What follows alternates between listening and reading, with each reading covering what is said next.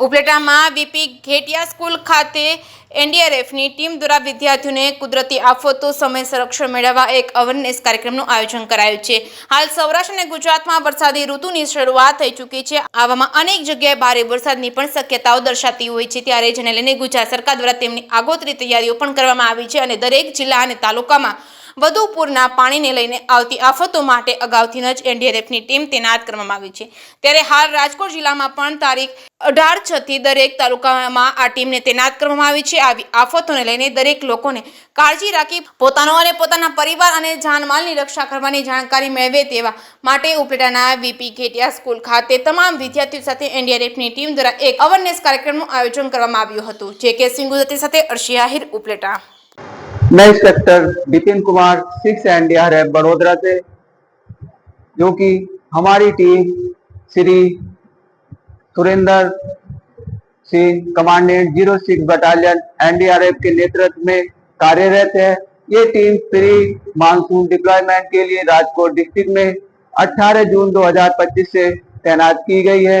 यदि किसी भी प्रकार की कोई भी आपदा आती है, चाहे वो मानव निर्मित आपदा हो चाहे प्राकृतिक आपदा हो। प्राकृतिक आपदा में बात करें तो भूकंप, अर्थक्वेक, साइक्लोन, लैंडस्लाइड इत्यादि यदि कोई भी ऐसी प्रकार की यदि आपदा आती है तो इन सभी आपदाओं से निपटने के लिए हमारी टीम हमेशा तैयार है। या फिर कोई मानव निर्मित आपदा आती है, जैसे किसी बांध का टूट जाना या कहीं ब्लास्ट हो जाना या रेल दुर्घटना या एयरक्राफ्ट दुर्घटना, इससे संबंधित यदि कोई भी ऐसी आपदा आती है तो हमारी टीम हमेशा तैयार है। अभी हमारी टीम को उपलेटा राजकोट में तैनात किया गया है, जहां अभी हम अवेयरनेस प्रोग्राम कर रहे हैं, जिसमें आज हमने एसएसपी प्रोग्राम किया जो एक स्कूल में किया। इस स्कूल के द्वारा हमने फेमेक्स अवेयरनेस किया ताकि बच्चे ज्यादा से ज्यादा सीखे और अवेयरनेस हो जाए। फ्लड के दौरान क्या करना है और अर्थक्वेक आ गया तो क्या करना है, इससे संबंधित हमने इन्हें अवेयर किया।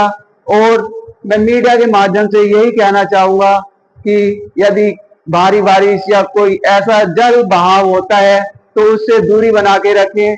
यदि आपको लगता है 2 से 3 फीट पानी है तो आप उस पानी के अंदर ना जाए, क्योंकि वह आपको नुकसान पहुंचा सकता है। तो इसलिए आप पानी से दूरी बना के रखें।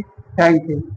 नमस्ते, मारू नाम डोलेरा उर्जिता है અને હું 11મા ધોરણમાં ભણું છું અને હું વીપી ઘેટિયા માધ્યમિક શાળામાં અભ્યાસ કરું છું। તો આજે ચોમાસાના દિવસોમાં અમને એનડીઆરએફ ની ટીમની મદદથી અમને કઈ આપત્તિ સામે શું કરવું જોઈએ એ બધીની માહિતી અમને આપી છે। તો એના દ્વારા જ્યારે આપત્તિ આવે ત્યારે આપણે શું કરવું જોઈએ, કેવી મદદ કરવી જોઈએ અને જ્યારે આપત્તિ આવે ત્યારે આપણે ગભરાવું ના જોઈએ। પહેલા તો સૌપ્રથમ જોવાનું અને શીખવાનું કે શું કરવું જોઈએ, આપત્તિમાં ગભરાવું ના જોઈએ અને ઇમરજન્સી કોલ કરવો જોઈએ, 108 નંબર બોલાવવા જોઈએ અને જ્યારે કોઈ પણ વ્યક્તિ ગભરામણમાં હોય એટલે ત્યારે એની મદદ કરવી જોઈએ।